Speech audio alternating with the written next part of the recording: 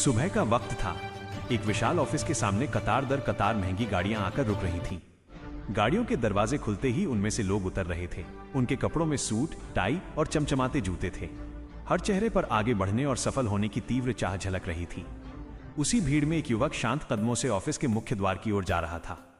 उसके कंधे पर एक पुराना बैग था। कपड़ों में हल्की सिलवटें और जूतों की हालत ऐसी थी जैसे वो बहुत दिनों से चल रहा हो। उसका नाम था शुभ। कोई उसकी ओर मुड़ा तक नहीं, क्योंकि सबकी नजरों में वो एक साधारण कर्मचारी था। लेकिन शुभ साधारण नहीं था। वो उसी कंपनी का असली उत्तराधिकारी और भावी मालिक था। विदेश में पढ़ाई पूरी करके वो हाल ही में लौटा था और एक बड़ी संस्था में इंटर्नशिप भी कर चुका था। मगर उसने अपनी पहचान छुपाने का फैसला किया। उसे लगा कि अगर उसे ही कंपनी की जिम्मेदारी संभालनी है तो सबसे पहले उसे ये जानना होगा कि उसकी टीम वास्तव में कैसी है, कौन ईमानदार है, कौन चापलूस और कौन अपने अहंकार में इंसानियत भूल चुका है। इसीलिए उसने एक सफाई कर्मी का भेष धारण किया। हाथ में झाड़ू लेकर कमर झुकाए वो ऑफिस के अंदर चला गया। गेट पार करते ही उसे तेज कदमों की आहट सुनाई दी। एक महिला हाई हील पहनकर उसकी ओर आ रही थी। उसका नाम था सनंदा। वो कंपनी की असिस्टेंट मैनेजर थी, बहुत सख्त और सत्तावादी, अपने अधीनस्थ कर्मचारियों पर हुकुम चलाने के लिए मशहूर। शुभ को देखकर सनंदा की नजरें तेज हो गईं। उसने ऊपर से नीचे तक उसे देखा और कठोर स्वर में बोली, यहां क्यों खड़ा है? तुरंत सफाई कर। यह खड़े होने की जगह नहीं है। शुभ ने सिर झुका लिया।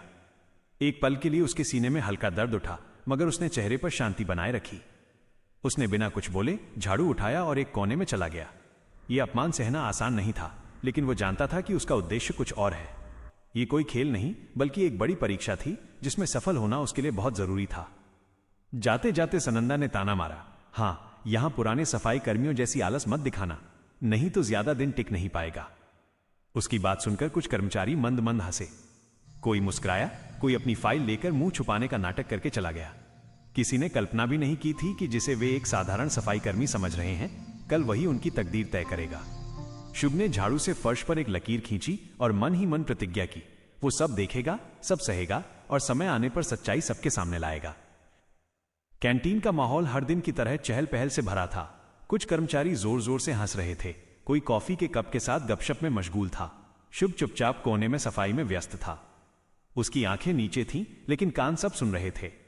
अचानक एक महिला जोर से हंसी और बोली, अरे देखो, नया सफाई कर्मी तो एकदम गांव का लगता है पहली बार किसी बड़े ऑफिस में आया होगा। उसके पास बैठी दूसरी लड़की बोली, हां, लगता है लिफ्ट का बटन दबाना भी नहीं आता होगा। उनके साथ बैठा एक और कर्मचारी बोला, कल को अगर कैंटीन में हमारे साथ बैठकर खाना मांगे तो हैरान मत होना। तीनों की हंसी गूंज उठी। माहौल में घृणा और अहंकार की बदबू फैल गई। लेकिन शुभ ने सिर नहीं उठाया।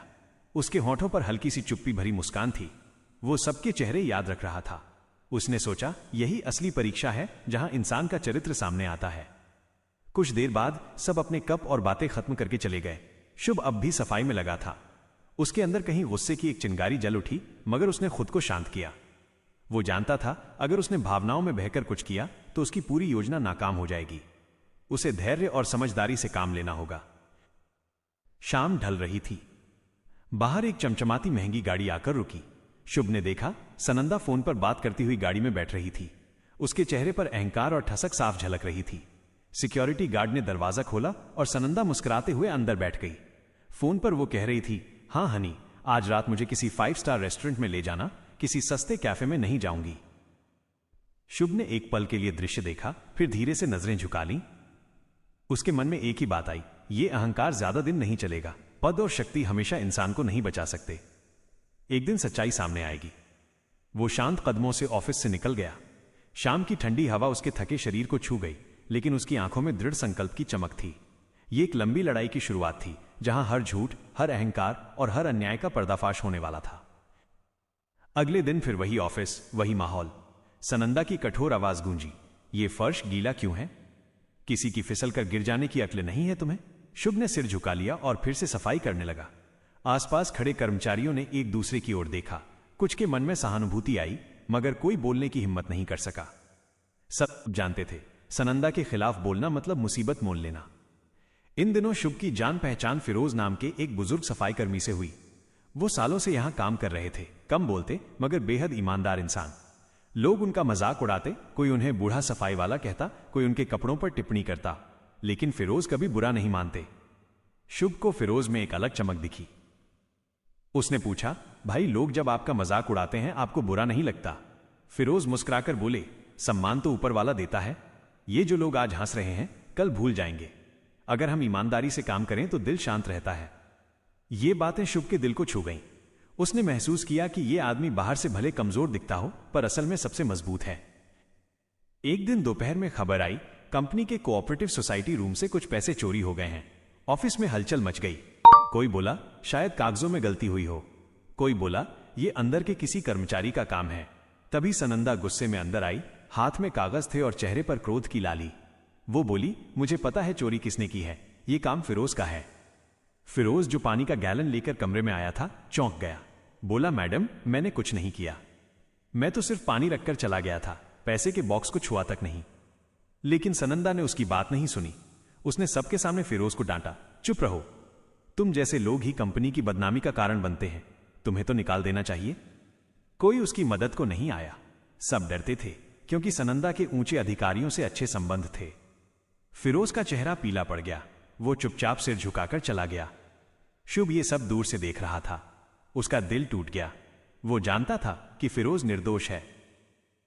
रात में जब ऑफिस खाली हुआ, शुभ चुपके से सिक्योरिटी रूम में गया। उसने कैमरे की रिकॉर्डिंग देखी। उसमें साफ दिखा, फिरोज कमरे में आया, पानी रखा और चला गया। पैसे के बॉक्स को छुआ तक नहीं। शुभ ने चैन की सांस ली और वीडियो कॉपी कर लिया। उसके मन में आग जल उठी। अब बहुत हो गया, इस अन्याय को खत्म करना ही होगा। अगली सुबह ऑफिस में सन्नाटा था। सबको महसूस हो रहा था कि कुछ बड़ा होने वाला है। तभी गेट पर एक काली महंगी गाड़ी आकर रुकी। उसमें से एक स्मार्ट नौजवान उतरा, चमकता सूट, स्टाइलिश सनग्लास और चेहरे पर आत्मविश्वास की चमक। सबकी नजरें उस पर टिक गईं। वही था शुभ, मगर अब अपने असली रूप में। गार्ड और कर्मचारी अवाक रह गए। उन्हें यकीन नहीं हुआ कि यही वही सफाई कर्मी है जिसे उन्होंने कुछ दिन पहले तिरस्कार से देखा था। शुभ अपने असिस्टेंट के साथ अंदर गया। मीटिंग हॉल में सबको बुलाया गया था। सनंदा बड़ी मुस्कान के साथ आई, बोली, सर मेरा नाम सनंदा है, मैं असिस्टेंट मैनेजर हूं, हमारी कंपनी में आपका स्वागत है। शुभ मुस्कुराया। उस मुस्कान में व्यंग्य था। वो बोला, धन्यवाद सनंदा, लेकिन अपना परिचय देने की जरूरत नहीं है, मैं सब जानता हूं। सनंदा चौंक गई। शुभ ने अपने असिस्टेंट को इशारा किया, मीटिंग शुरू कीजिए। स्क्रीन पर वही सीसीटीवी फुटेज चलने लगी जिसमें फिरोज पर झूठा इल्जाम लगाया गया था। सब सन्न रह गए। साफ दिखा, फिरोज ने कुछ नहीं किया था। वीडियो खत्म हुआ, हॉल में सन्नाटा। शुभ ने गंभीर स्वर में कहा, पिछले कुछ दिनों से मैं यहां था एक आम आदमी बनकर, ताकि मैं देख सकूं कि इस परिवार में कौन सच्चा है और कौन केवल पद के पीछे भागता है। मैंने देखा कि कैसे कुछ लोग अपने अहंकार और झूठे गर्व के लिए दूसरों को नीचा दिखाते हैं। सनंदा का चेहरा सफेद पड़ गया। वो कांप रही थी। शुभ ने फिरोज को बुलाया और कहा, भाई फिरोज, आज से आप इस कंपनी के लॉजिस्टिक कोऑर्डिनेटर हैं। यह आपकी ईमानदारी और मेहनत का इनाम है। फिरोज की आंखों में आंसू आ गए। वह रो पड़ा। शुभ ने सबकी ओर देखकर कहा, जिसमें इंसानियत और ईमानदारी नहीं, इस कंपनी में उसके लिए कोई जगह नहीं। सनंदा को कंपनी से निकाल दिया गया, लेकिन शुभ ने उसे निजी तौर पर बुलाया और कहा, जिंदगी यहीं खत्म नहीं होती, तुम्हारे पास अब भी बदलने का मौका है। अहंकार इंसान को कुछ पल का सम्मान देता है, मगर अंत में सब छीन लेता है। उसने उसे एक कार्ड दिया, यह हमारे ट्रेनिंग प्रोग्राम का है, चाहो तो वहां से नई शुरुआत कर सकती हो। सनंदा की आंखों में आंसू थे। उसने सिर झुकाकर धन्यवाद कहा और चली गई। अगले दिन से सब बदल गया। कर्मचारी अब एक दूसरे के साथ कंधे से कंधा मिलाकर काम करने लगे। उन्हें समझ आ गया कि इंसान की असली पहचान उसके पद, पैसे या कपड़ों से नहीं, बल्कि उसके चरित्र और इंसानियत से होती है। दोस्तों, कहानी यहीं खत्म होती है। इस कहानी से हमें एक बड़ी सीख मिलती है, कभी किसी को छोटा मत समझो, क्योंकि कौन जानता है किसके अंदर क्या छुपी प्रतिभा या पहचान है। अगर कहानी पसंद आई हो तो कमेंट में बताओ तुम्हें कौन सा किरदार सबसे अच्छा लगा और क्यों। तुम्हारा विचार हमारे लिए बहुत कीमती है। और हां, अगर कहानी अच्छी लगी हो तो चैनल को सब्सक्राइब करना मत भूलो। फिर मिलेंगे अगली वीडियो में।